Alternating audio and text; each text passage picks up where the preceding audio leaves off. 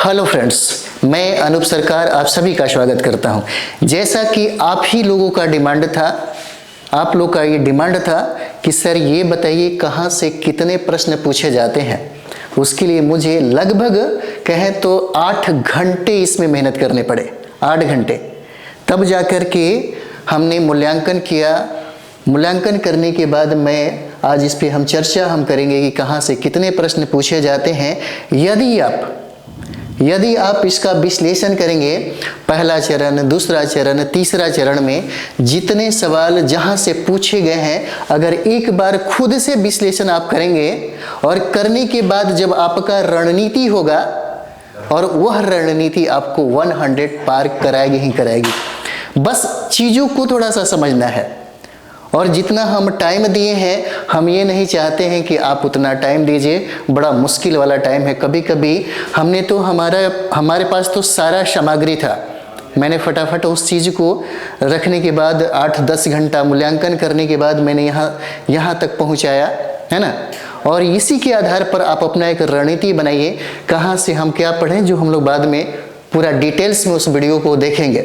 सबसे पहले इसको देखते हैं कि पहला चरण में, दूसरा चरण में, तीसरा चरण में और री एग्जाम में किस सब्जेक्ट से कितने प्रश्न पूछे गए हैं, किस सब्जेक्ट से कितने प्रश्न पूछे गए हैं। सबसे पहले इसको देखिए अगर हम लोग अभी बात कर रहे हैं पीआरटी का 1 to 5 क्लास का प्राथमिक शिक्षक जो है, प्राथमिक शिक्षक में जो एग्जाम हुआ है उसी के प्रश्नों का मूल्यांकन हम लोग कर रहे हैं। कहाँ से कितने प्रश्न पूछे जाते हैं, तैयारी करने के पूर्व में इसका विश्लेषण, इसका मूल्यांकन करना जरूरी है। तब आपको समझ में आएगा कि हमें किस सब्जेक्ट पे कितना फोकस करना चाहिए और किस सब्जेक्ट में हमें कितना प्रश्न निकालना है, कितना प्रश्न हमें बनाना है। तब जाकर के आपका जो टारगेट होगा 100 का, वह 100 का टारगेट पूरा होगा।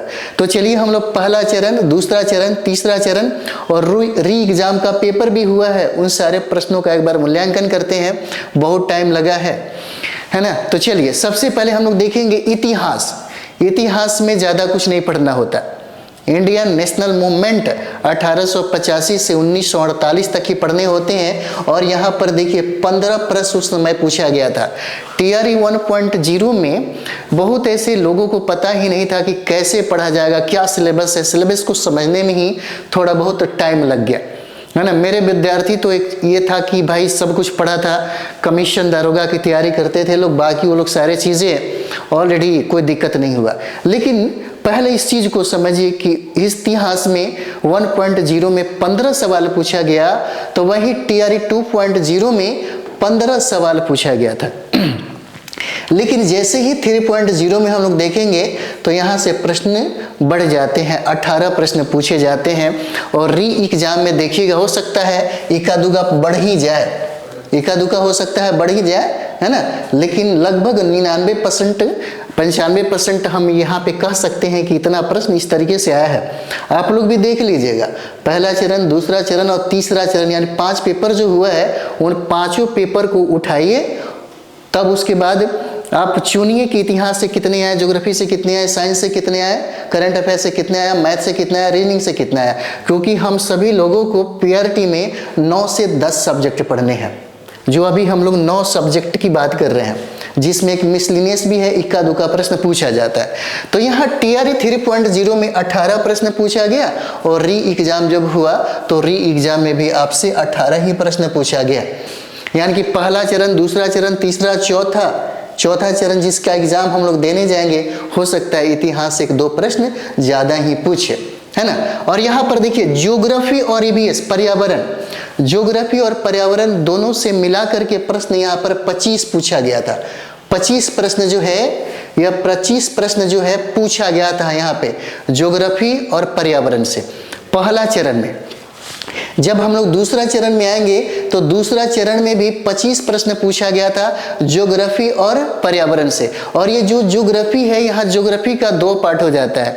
एक है भारत का ज्योग्राफी, जहाँ से सबसे ज़्यादा सवाल पूछा जाता है, और दूसरा है बिहार का ज्योग्राफी। उसके बाद हम लोग यहाँ पर्यावरण, दोनों मिलाकर के 25 प्रश्न 2.0 में, है ना, द्वितीय चरण में इतना प्रश्न पूछा गया था। और तीसरा जो तीसरा चरण का हम लोग एग्जाम देखते हैं, इसमें ईवीएस और ज्योग्राफी दोनों मिलाकर के 25 प्रश्न पूछे गए थे। और जब हम लोग री एग्जाम देखते हैं तो री एग्जाम में आप देखिएगा ज्योग्राफी और यहाँ से पर्यावरण से 26 प्रश्न पूछा गया था, 26 प्रश्न पूछा गया था। उसके बाद यहाँ पर देखिए प्रथम चरण में साइंस से सबसे ज्यादा प्रश्न था, 20 प्रश्न पूछे गए थे। साइंस से, फिजिक्स, केमिस्ट्री और बायोलॉजी से 20 प्रश्न पूछा गया था। जैसे ही हम लोग 2.0 में आते हैं तो साइंस थोड़ा सा घट करके 16 प्रश्न पे आ जाता है, 16 प्रश्न पे। जैसे ही हम लोग 3.0 में आते हैं तो यहाँ पे साइंस जो है 15 प्रश्न पूछे जाते हैं और री एग्जाम में भी 15 प्रश्न पूछे जाते हैं। कहाँ से? साइंस से। और साइंस में हमको कहाँ क्या पढ़ना है? हमको पढ़ना है फिजिक्स, केमिस्ट्री और बायोलॉजी पढ़ना है। हम लोग इसका पूरा डिटेल्स इसके बाद जो वीडियो देखिएगा, इतिहास में क्या क्या टॉपिक पढ़े, आप लोग बहुत डिमांड कर रहे हैं। ज्योग्राफी में हम क्या क्या टॉपिक पढ़े, साइंस, फिजिक्स, केमिस्ट्री और बायोलॉजी में हम क्या क्या टॉपिक पढ़े, इतना अगर समझ जाइए तो फिर इससे बाहर, है ना, प्रश्न अभी तक नहीं पूछा है। और हम संदर्भ भी बताएंगे एकदम स्पष्ट। संदर्भ कहें तो एकदम 100% जो डीटो किया जाता है ना, एक ही किताब पढ़िए, 1-2 किताब पढ़िए, उसी से प्रश्न हमेशा रहा है, री एग्जाम तक रहा है और हमेशा पूछा भी जाएगा और रहेगा भी। फिर आलतू फालतू की मैगजीन, किताब और नोट्स के चक्कर में मत पढ़िए, सिर्फ सटीक किताबें पढ़िए जो हम आपसे बात करेंगे। उसके बाद यहाँ पर देखिए साइंस की हम लोगों ने चर्चा किया। उसके बाद मैथ और रीजनिंग से 16 प्रश्न प्रथम चरण में पूछा गया था। पहली चरण में मैथ और रीजनिंग से 16 प्रश्न पूछे गए थे। मतलब मैथ रीजनिंग पे अगर कमांड हो जाए तो 32 का 32 और 30 का 30 प्रश्न जो है आप सही करिएगा। उसके बाद यहाँ पे जब द्वितीय चरण की बात आती है तो द्वितीय चरण में 15 प्रश्न पूछे गए थे। मैथ से 15 प्रश्न था और रीजनिंग से 15 प्रश्न था। जब हम लोग 3.0 में एग्जाम का पेपर देखते हैं तो मैथ से 15 और रीजनिंग से 16 प्रश्न पूछे गए थे यहाँ पे। जब हम लोग री एग्जाम की बात करते हैं मैथ और रीजनिंग से तो 15 और 15 सवाल पूछे गए थे, दोनों मिलाकर यहाँ से 30 प्रश्न पूछा गया था, है ना। उसके बाद यहाँ पर देखिए प्रथम चरण में जब हम लोग करंट अफेयर्स की बात करते हैं, करंट अफेयर्स 8 महीने का करंट अफेयर्स पढ़ना है और बहुत ज़्यादा नहीं पढ़ना है। हम सारे सब्जेक्टों का अलग अलग डिटेल्स करके बताएंगे कहाँ से कौन सा टॉपिक इंपॉर्टेंट आपके पीआरटी के लिए। अगर इतना कर लिया जाए तो 100 कोई बड़ी बात नहीं है, आप ही लोग लाइएगा और आप ही लोग ही लाते हैं, है ना। तो यहाँ पे करंट अफेयर्स में 1.0 में 14 सवाल पूछा गया था, 14 सवाल। लेकिन जैसे ही हम लोग 2.0 में देखेंगे तो करंट अफेयर से यहाँ 16 प्रश्न पूछा गया, 16 प्रश्न पूछा गया। और जैसे ही हम लोग करंट अफेयर्स 3.0 में तृतीय चरण की एग्जाम जब बीपीएससी का हो रहा था, शिक्षक भर्ती का, उस समय यहाँ से 16 प्रश्न पूछा गया था। और यहाँ जब री एग्जाम हुआ तो करंट अफेयर से 15 सवाल पूछा गया, 15 प्रश्न पूछा गया, है ना। यहाँ से 15 प्रश्न पूछा गया था। उसके बाद यहाँ पर देखते हैं पॉलिटी। प्रथम चरण में पॉलिटी से 6 से 7 प्रश्न पूछे गए थे। प्रथम चरण में पॉलिटी से 6 से और 7 प्रश्न पूछे गए थे। जब हम लोग द्वितीय चरण में आते हैं तो यहाँ से प्रश्नों की संख्या बढ़ करके 10 हो जाती है, 10 प्रश्न पूछे गए हैं। फिर उसके बाद हम लोग यहाँ 3.0 में पॉलिटी का पेपर देखते हैं तो यहाँ से 8 प्रश्न पूछा जाता है। जब हम लोग री एग्जाम में देखते हैं तो पॉलिटी से 9 प्रश्न पूछे जाते हैं, है ना, 9 प्रश्न पूछे जाते हैं। सब में अलग अलग टॉपिक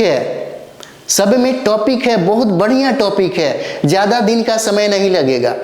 अगर हम लोग इस 9 सब्जेक्ट को पढ़े तो 3 महीना, है ना, 90 दिन, 100 दिन काफ़ी है अच्छे तरीके से कंप्लीट करने के लिए, 100 को पार करने के लिए बहुत इजीली तरीके से करा जा सकता है, कोई बड़ी बात नहीं है, है ना। उसके बाद यहाँ पर देखिए बिहार स्पेशल की अगर हम लोग बात करें यहाँ पर तो ऐसा नहीं है कि बिहार स्पेशल अलग से ये है। अगर आप इतिहास पढ़िएगा तो अधिकतर प्रश्नों का संदर्भ आपका बिहार ही है। अगर उसको ऐड करिएगा तो पता चलेगा कि 22 और 15 प्रश्न बिहार स्पेशल ही हो गया। यदि आप प्रश्न देखेंगे ज्योग्राफी में तो कभी कभी प्रश्न का जो संदर्भ है वह बिहार के संदर्भ में पूछा जाता है, तो आपको लगेगा कि अरे ये तो बिहार स्पेशल से पूछा गया सवाल है।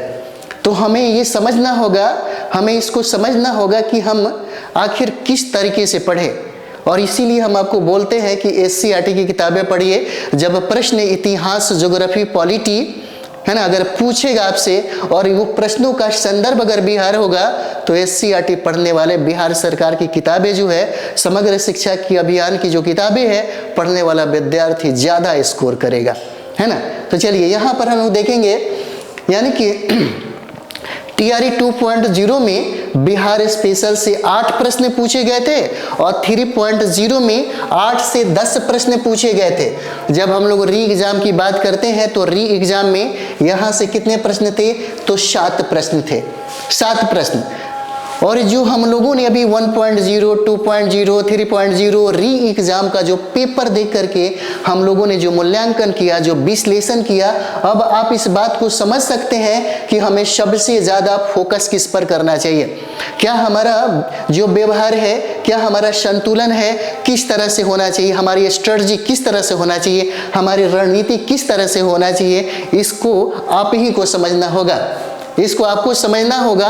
और कौन सा विषय में आप कितना नंबर ला सकते हैं, यह आपको अपने आप से पूछना होगा कि हम अब इस पे किस तरीके से काम करें।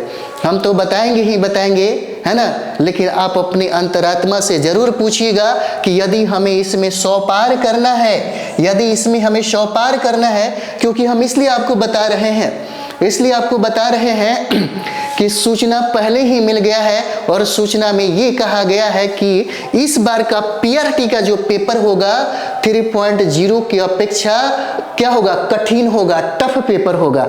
टफ पेपर क्यों होगा, क्योंकि अनुमान लगाया जा रहा है, एक्सपर्ट का ये मानना है कि इस बार के PRT के एग्जाम में अप्लाई जो होगा कम से कम 4 से 5 लाख विद्यार्थी इस पेपर को देगा। जब इस पेपर को देगा तो संभावना ये भी जताया जा रहा है कि आप किताबों का गहराई से अध्ययन करिए। किताबों का गहराई से अध्ययन करने का डिमांड जो है वह BPSC रखेगा। और इतना जानिए, BPSC अपने लेवल से समझौता करने को तैयार नहीं है, तो फिर आप अपना पढ़ाई जो है बिल्कुल गहराई में करके जाइए, फिर देखिए 100 जो है वो पार करेंगे ही करेंगे, है ना। नेक्स्ट वीडियो में हम लोग बात करेंगे सब्जेक्ट वाइज।